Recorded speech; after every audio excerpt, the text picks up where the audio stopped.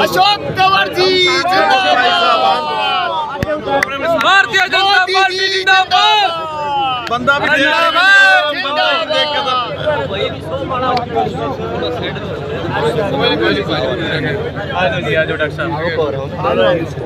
प्रधान है, जरूरी है ये चीज। जमानत ना हो करे लाइन में ऐसे आते जाओ आप। आयो सरपंच साहब, आगे आगे थोड़ा थोड़ा रास्ता देते जाए, थोड़ा थोड़ा खुला हो जाए।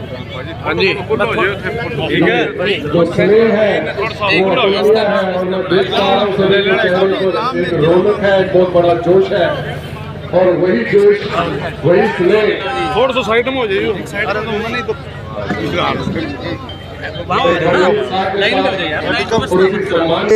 आज हम लोग सुबह से चल कर के बहादुरगढ़ से होते हुए सभी बीच में बहादुरगढ़, रोहतक, हमारा बनियानी गांव जो मनोहर लाल जी का गांव है, उसके बाद महम के आगे हांसी, हिसार, अग्रोहा, हमारा बोडा, होशनाक, फतेहाबाद और उसके बीच में लगातार करीबन हर गांव जो सड़क पे पड़ता है वहाँ के साथियों ने, कोई शहर है, कस्बा है, डिंग मंडी, सभी ने बहुत गर्मजोशी के साथ आज मेरा, हमारे साथियों का, हमारे सभी पदाधिकारियों का, हमारे दोनों जिलाध्यक्ष, हमारे विधायक, पूर्व विधायक, सभी साथी जो आज मेरे साथ चल कर के आए हैं, उनका बहुत गर्मजोशी के साथ स्वागत हुआ।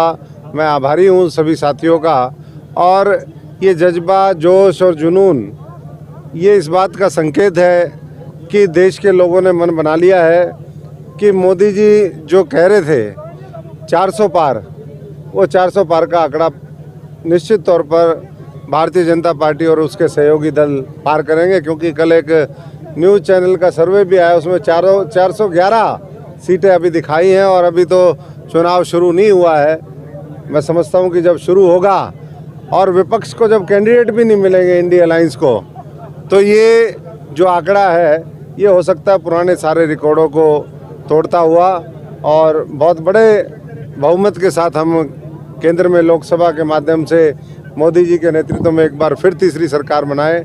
मैं आज आपके माध्यम से सिरसा की जनता का, हमारे यहाँ के ग्रास रूट के जो वर्कर हैं, जो ज़मीनी स्तर पर भारतीय जनता पार्टी को मजबूत करते हैं, पन्ना प्रमुखों से लेकर के हमारे शक्ति केंद्र प्रमुख, हमारे मंडल अध्यक्ष, हमारे ज़िले की कमेटी के अंदर नहीं हुआ।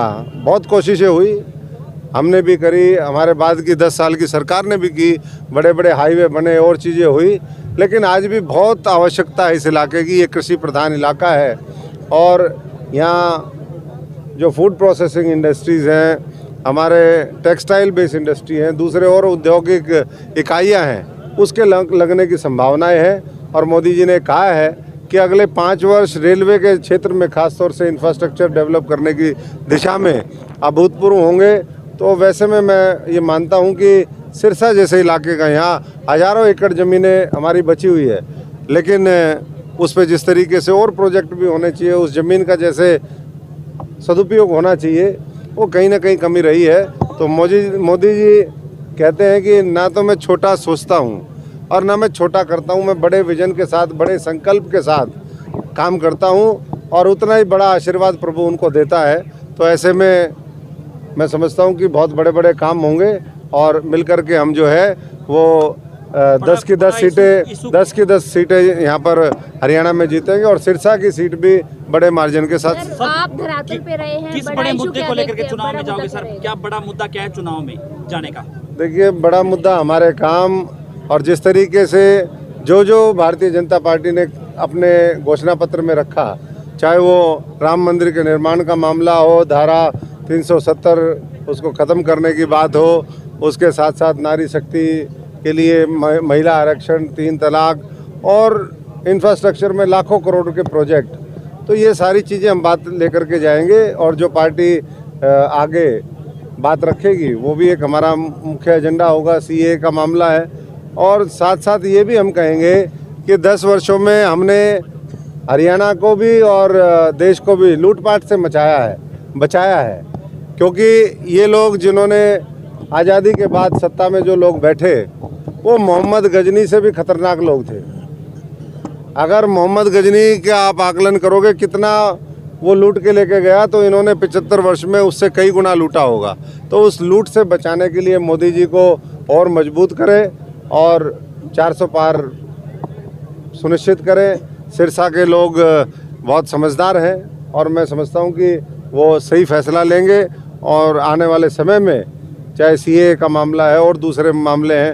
आज मैं गाना सुन रहा था कि अभी भी देश के लोग ये चाहते हैं कि पाक ऑक्युपाइड जो कश्मीर है वो भी हमारे भारतवर्ष का, इस भारत माता का हिस्सा होना चाहिए। और ऐसे में बहुत से एजेंडे हैं, ये तो पार्टी ने तय करना है, लेकिन जो जन भावनाएं हैं उसके अनुरूप भारतीय जनता पार्टी काम कर रही है। और एक एक साथी, आज तो चुनाव की घोषणा भी होगी है।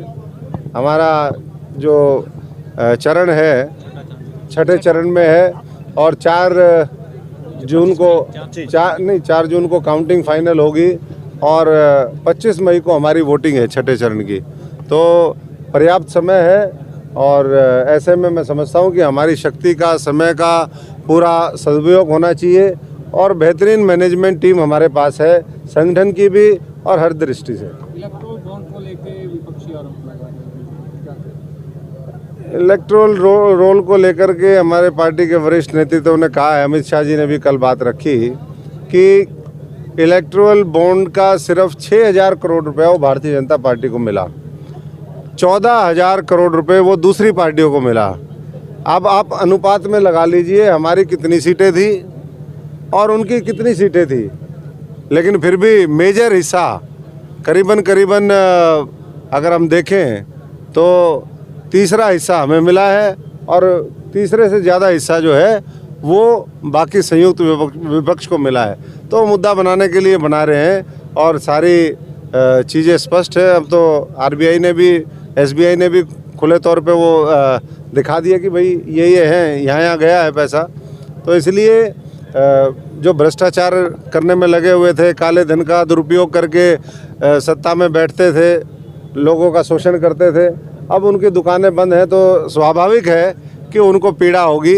लेकिन देश की पीड़ा ख़त्म करने का जो संकल्प है वो नरेंद्र मोदी जी और मनोहर लाल जी के पास, और अब नायब सैनी जी को जिस तरीके से मौका मिला, मैं इतना ही कहूँगा कि कल मैं करनाल में भी गया, आगे कुरुक्षेत्र में प्रोग्राम था, करनाल के लोग कह रहे थे मनोहर लाल जी ने 10 साल हमारी सेवा करी, हम 10 लाख वोटों से जिता करके उनको देश की सबसे बड़ी पंचायत में भेजेंगे और पार्टी ने जो उनके लिए एक बड़ा रोल तय किया है उसमें वो अच्छे से उसको जैसे हरियाणा में निभाया वैसे निभाएंगे। एक युवा नेतृत्व हरियाणा को नायब सैनी जी के रूप में मिला है, तो इसलिए सारे साथी पूरी ताकत के साथ अब लोकसभा जीतें और लोकसभा में भी कोई भी सीट मुझे लगता है कि 5 लाख से मार्जिन से कम नहीं जीतेंगे। रोहतक के अंदर भी पहले ये लोग पिछली बार 1-2 बार बूथ कैप्चरिंग करके जीत गए थे, अन्यथा मैं समझता हूँ कि वहाँ भी परिणाम जो है दूसरे लोकसभा जैसे, क्योंकि वहाँ भी बड़ा गुस्सा है लोगों का। मनोहर लाल कहते थे कि एक तरफ मेरा भांजा है, एक तरफ मेरी भांजी है, तो भांजी में क्या कमी रह गई कि भांजा बाजी मार गया? देखिए, कमी किसी में नहीं रहती। पार्टी ये देखती है कि वर्तमान परिस्थिति में कौन व्यक्ति किसको क्या जिम्मेदारी देनी चाहिए। मुझे यहाँ पर उम्मीदवार बनाए, मैं तो आप सब जानते हो, मैं तो पहले ही कहा था कि भाई मेरा कोई इंटरेस्ट नहीं है लोकसभा लड़ने में, लेकिन अगर पार्टी ने फैसला कर दिया तो मैं समझता हूँ कि हम लोगों को पार्टी नहीं लड़ाती तो हम कोई और काम कर रहे होते, 10 की 10 लोकसभा में काम कर रहे होते। आगे और बड़ा रोल मिल सकता है हमारी बहन को जो यहाँ से सांसद रही, अभी भी सांसद है, जब तक नया सांसद नहीं आ जाता। पूरे सपने पूरे करने का मौका मिलेगा डॉक्टर अशोक तंवर को? बिल्कुल, हम सब लोग मिलके, अधूरे सपने मेरे भी, अधूरे सपने और साथियों के भी। तो सपने तो जो है, जैसे मोदी जी छोटे नहीं देखते वैसे मैं भी छोटे नहीं देखता। आपको पता है ये जो हमारा रोड है डबवाली से लेकर के हिसार तक का, ये उसमें हमने शुरू करवाया और मोदी जी ने, मनोहर लाल जी ने वो पूरा किया। न्यूक्लियर प्लांट हमने शुरू करवाया, वो अभी काम जारी है।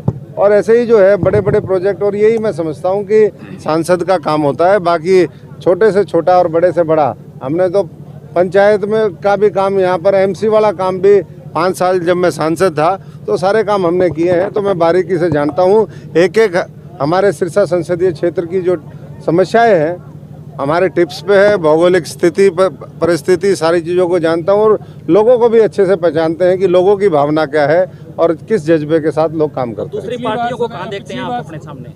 दूसरी पार्टियों को मैं ऐसे ही देखता हूँ, जितना हमारा वोट का मार्जिन आएगा जी वो उनके टोटल वोट से दुगना होगा। अगर मान लीजिए संयुक्त उनका जो वोट है वो अगर 5 लाख आया तो हमारा मार्जिन 10 लाख बनेगा, मुझे लगता है। यानी कि पिछले से ज्यादा 3.5 लाख से ज्यादा जीतोगे, इसका मतलब पिछला 2019 बिल्कुल, ये तो पार्टी ने एक संकल्प लिया है कि हम हर बूथ पे 370 वोट पिछली बार के मुकाबले बढ़ाने का काम करेंगे। 370 को गुणा कर लीजिए 2000 बूथ से, जी तो जवाब आपको अपने आप मिल जाएगा। नहीं, मैं तो किसी का क्या रिकॉर्ड तोड़ूंगा, जनता ही अपना रिकॉर्ड तोड़ेगी। जनता जो है और ज़्यादा मार्जिन के साथ सिरसा भी और पूरे हरियाणा की सभी सीटें जिताने का काम करेगी और आने वाले समय में फिर दोबारा तीसरी बार जो एक मजबूत बुनियाद 10 वर्षों में नरेंद्र मोदी जी ने रखी, उसके ऊपर भव्य इमारत खड़ी करने का ये समय और संकल्प है, उसमें सहयोग करें। बहुत बहुत धन्यवाद। कहीं ना कहीं आपके साथ नाराज दिखते हुए दिखाई दे रहे हैं जी। कौन? सुनीता दुग्गल जी, अभी तक उनकी कोई पोस्ट नहीं आई आपके बधाई के पात्र कोई कोई नहीं जी, सबने बधाई दी है, सबने बधाई दी है और मैं सबसे बधाई ले रहा हूँ। और सबसे बड़ी बात, बधाई इन सबको है।